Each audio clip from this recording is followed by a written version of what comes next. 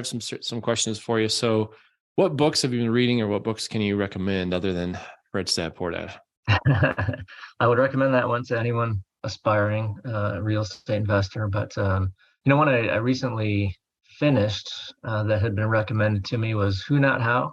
I'm going blank on who the author is. Probably you may have read that, but I for can't remember me, the author either, but great book. Yeah. yeah, no offense to the author, but he wrote a good book. Again, it was a mindset shift for me. I'm always, I think maybe guys in general, or at least me, are kind of, oh, I can do this. Just I can do it. Just let me handle it. And it's very eye opening in the sense that it says, I don't have to be the one that does everything. I just have to know someone who can do that for me. And what that does is once I read that and I've started to implement some of those tactics, it's really, it takes a lot of stress off my shoulders and off my mind, because I if I find someone that lives for this, that gives them energy to doing whatever this is, that I can see it zaps my energy. That's a win-win. Allows me to focus elsewhere. So I would definitely recommend that book. It's basically saying, find someone that is strong for your week, and team up.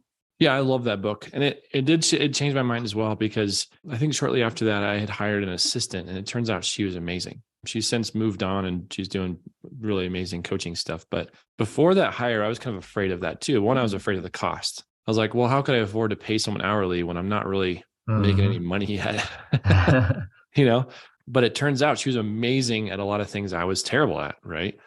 And it saved me so much energy and time and frustration and stress to have that person, that it was like, oh, okay, well, that's the perfect description of who, not how. It was like, how do I put together a Facebook post that says blah, blah, blah, whatever? How do I edit a video?